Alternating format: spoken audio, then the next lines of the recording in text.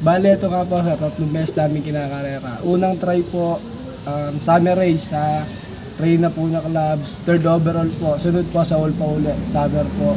Initial club. Tapos ngayon po, tinari po yung family yung sound. Hindi na po, nakachamba na po. First overall po sa all bird. First overall sa Motor Cup, Super Set winner, Survivor for Waker Beat.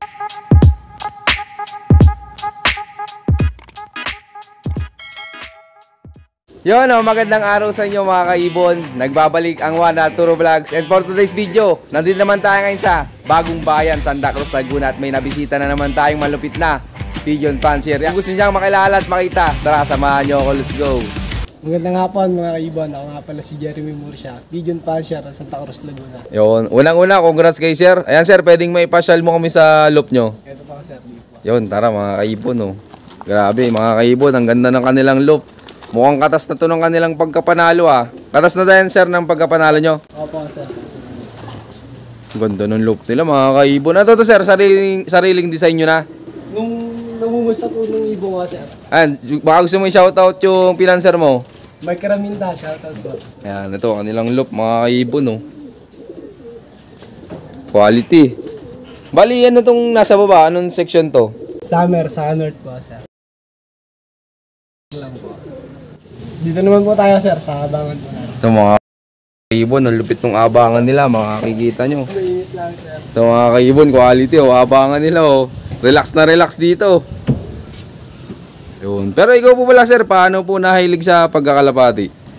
Gawa lang din po nung napusta sa akin. Manok po talaga ang nilalaro namin. Nahilig na po ako sa ibon. Gawa, kita ko po yung nananalo sila. Nag-try lang din po ako. Bali, anong taon ka nag-start magkalapati? 2023 na sir, mga Adi, newbie ka pa din. Opo sir, newbie pa rin po. Bali, pang ilang sabak mo ng karera to, yung nanalo ka? Paputol-putol kasi sir, hindi dire-diretso yung laro ko. Ngayon lang uli kong try, tapos wala po ulit akong pan-summer, tigil po ulit, baka Lord po ulit ako mapanan. Got mga nagkasakit. Opo. Pati wala po akong breeder, binibigyan lang po nila yun. Ayan sir, pwedeng makita yung nanalo yung ibon. Kunin ko pa sir, ramit po sa flowers. Ayan, sige. Ito nga po pala si Pencil, binansag po namin. Gawa sa kulay. Okay. Pencil po siya. Tawag lang po namin Pencil. Anong bloodline nan sir? Biberman mo sir. Pure? Ewan ko ba kung pure. Breed po ito ni Andrew Labe. Bali iba po nag-breed. Sa amin lang po pinag-breed.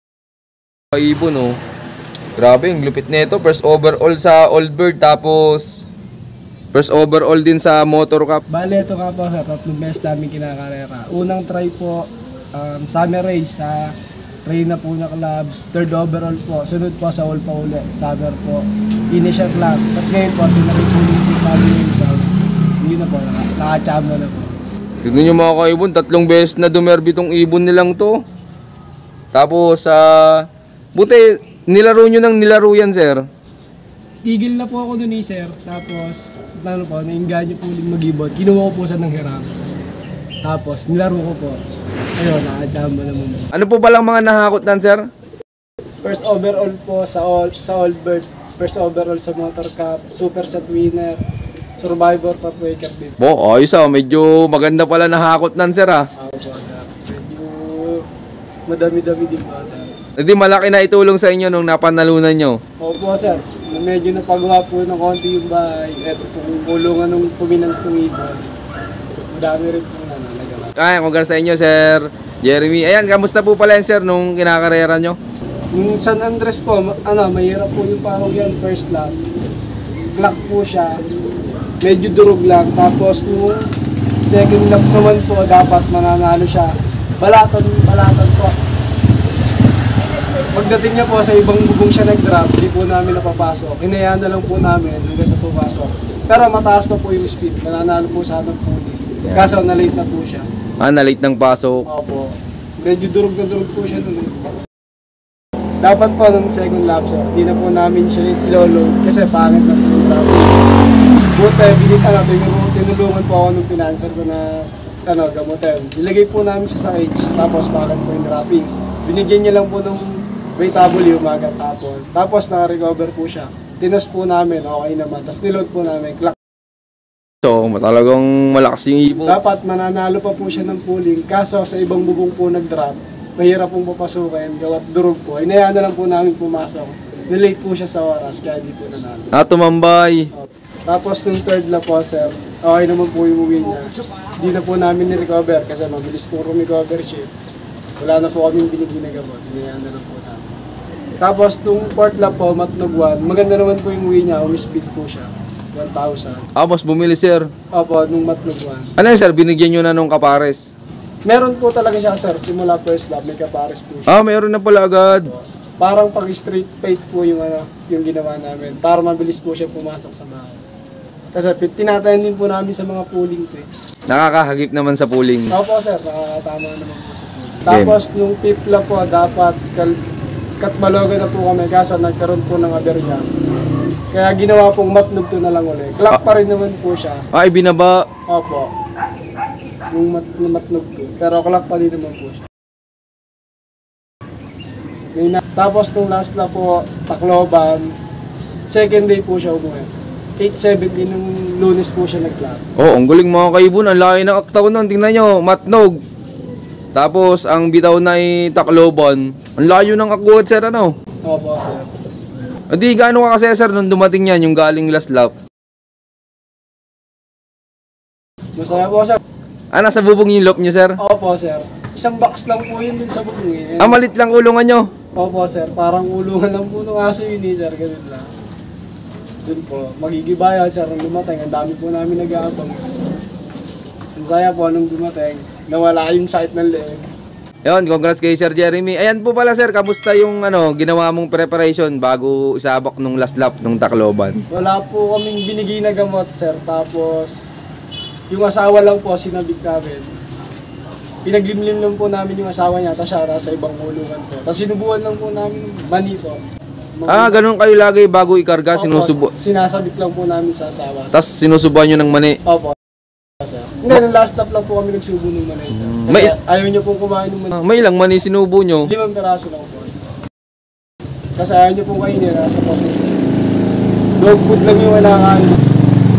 Dog food? Opo, bibigyan namin. Mga bilog na maliliit, bipro nga po yata. Yun, kumbaga yun yung lagi nyong gamit? Opo, sir. Bigay lang din po sa amin yun, turo lang din po sa akin ni Mirlo Francia. Pero ikaw po pala sir, may naging mentor? Yung po, yung financer ko po. Yun na rin naging mentor mo. God, congrats sa inyo, Sir Jeremy. Ayan, ikaw po pala Sir Jeremy, anong may bibigay mong payo sa mga viewers natin dyan na hindi pa nakakatikim ng panalo? Maging masaya lang po sir, tapos wag kang ingitero, wag sinisiraan yung ibang puncher na nakakalaban. Basta maging okay lang po sir. Yun lang. Ayun. Salamat Sir Jeremy. Tingin mo ano yung pinakang-importante sa pagkakalapati para manalo? Dapat monitor nyo po sir, tapos masaya kayo sa ginagawa nyo. Mukhang tutok na tutok sa pag-iibon si Sir Jeremy Sakto lang po sir, kasi late din po ako nagising, nakakain po ito 10, ganun po. Wala kang trabaho nung ano? Wala po sir. Talagang kaya pala tutok na tutok sa pag-iibon si Sir Jeremy? Tambay lang po ako sir, medyo na... Ayun. Sir Jeremy, gaano kasaya po ba sa pagkakalapati? Masaya po sir, lalo pag inuwihan ka ng ibon mo, masaya sir. Hindi mo naiintindi yung gastos. Kahit gumigilaw sir. May panalo ring darating. Muli, ako nga po pala si Jeremy Murcia, ang pigeon puncher ng Santa Cruz, Laguna. I love this game. Yun maraming salamat sa patuloy yung suporta mga kaibon na siyempre Sir Jeremy. Maraming salamat sa pag-unlock na makapag-love visit sa inyo. Ayun sir, baka pala may mga gusto kang shoutout dyan. Shoutout nga po pala sa Dizon Brothers Love, sa kay Andrew Laba. Salamat sa magaling na ibon. Shoutout din po sa financer ko, Mike Rabitas. Din nga po pala sa Team Secret, kila Sir Christopher John Gamatay, sa kay Sir Timmy. Yun shoutout sa inyo lahat at syempre shoutout din sa lahat ng mga patuloy na sumusuporta dyan at abangan nyo pa yung mga susunod kong follow-up visit sa yon. Keep watching and God bless you all. Thank you.